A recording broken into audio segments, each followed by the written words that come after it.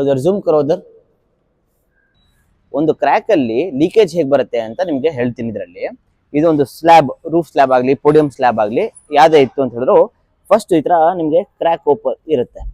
Crack ಅಲ್ಲಿ ಕೆಳಗಡೆ ಈ ಕ್ರ್ಯಾಕ್ ಅಲ್ಲಿ ನೀರು ಇಂಗ್ರೆಸ್ ಆಗ್ಬಿಟ್ಟು ಕೆಳಗಡೆ ಡ್ರಿಪ್ಪಿಂಗ್ ಬರಕ್ ಸ್ಟಾರ್ಟ್ ಆಗುತ್ತೆ. ಒಂದೊಂದರಲ್ಲಿ ಲೈವ್ ಲೀಕೇಜ್ ಬಂದ ತಕ್ಷಣ ಕೆಳಗಡೆ ನೀರು ಪಟ ಪಟ ಅಂತಾನೆ ಬರ್ಬೋದು, ಒಂದೊಂದ್ರಲ್ಲಿ ಸ್ಟೋರ್ ಆಗಿ ಕೂಡ ಡ್ರಾಪ್ ಡ್ರಾಪ್ ನೀರು ಬರ್ಬೋದು. ಕೆಳಗಡೆ ಲೀಕೇಜ್ ಹೇಗಿರುತ್ತೆ ನೋಡೋಣ. ನೋಡಿ ಇಲ್ಲಿ ಮೇಲ್ ನೋಡುತ್ತೆ ಅಂತ ಹೇಳಿದ್ರೆ ಆ ಕ್ರ್ಯಾಕ್ ಪ್ಯಾರಲಲ್ ಆಗಿ ಯಾವ ತರ ಡ್ರಿಪ್ಪಿಂಗ್ ಬರ್ತಾ ಇದೆ.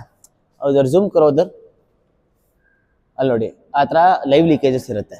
ಈ ಲೀಕೇಜ್ನ ಅರೆಸ್ಟ್ ಮಾಡೋದಕ್ಕೆ ಅಂತಾನೆ ಮೇಲಿಂದ ಕ್ರ್ಯಾಕ್ ಟ್ರೀಟ್ಮೆಂಟ್ ಮಾಡಬೇಕಾಗುತ್ತೆ. ಕ್ರ್ಯಾಕ್ ಟ್ರೀಟ್ಮೆಂಟ್ ಮಾಡಿ ಅದ್ರ ಮೇಲೆ ವಾಟರ್ ಪ್ರೂಫ್ ಕೋಟಿಂಗ್ ಮಾಡಬೇಕಾಗುತ್ತೆ.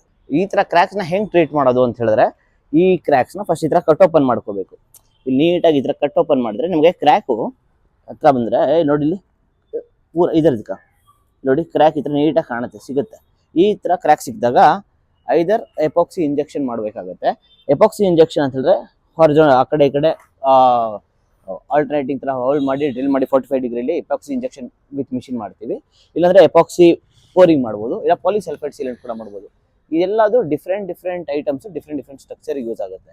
ಯಾವ್ದಕ್ಕೆ ಯಾವ್ದು ಮಾಡಬೇಕು ಅಂತ ನೀವು ಕರೆಕ್ಟಾಗಿ ಒಂದು ಕನ್ಸಲ್ಟೆಂಟ್ ಹತ್ರ ನೋಡಿ ಚೂಸ್ ಮಾಡಬೇಕಾಗತ್ತೆ.